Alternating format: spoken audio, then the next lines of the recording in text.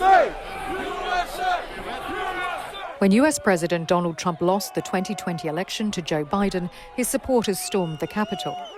Trump has always claimed he won that election and that mail-in ballots and voting machines sabotaged his victory. So he's planning to overhaul a system he says is rigged. We get rid of mail-in ballots. We're going to start with an executive order that's being written right now by the best lawyers in the country to end mail-in ballots because they're corrupt. Trump has an eye on congressional elections next year that come midway through his presidency and will decide which party holds power in both the upper and lower chambers.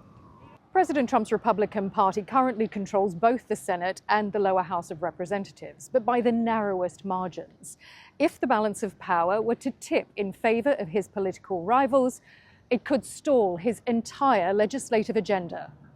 A Democrat-controlled House or Senate could push back on everything from Trump's crackdown on crime and immigration to political appointees in his cabinet and the Supreme Court. These are the midterm elections. In almost every election in history, you see the president's party lose votes or lose seats in the House and the Senate in those first midterm elections. Donald Trump is worried about this because the margins are very, very thin. 3 in the Senate and 4 in the House right now. That's why Trump is trying to redraw the voting map of Texas and other red states. Texas almost always votes Republican. It twice helped catapult Trump to the presidency.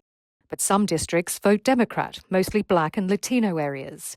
Trump believes he can tweak the electoral boundaries, flood those blue districts with red voters, and pick up an extra 5 congressional seats. We are Texans! It's not illegal, but it is controversial.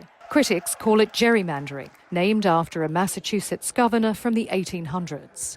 In many ways, we are living through the gasps, the echoes of American slavery. That is to say that America's voting patterns have been designed from the very start to be exclusionary.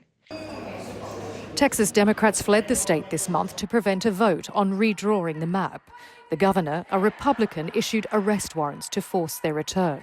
The fact that I'm still mad, angry, and furious means that I still want to fight.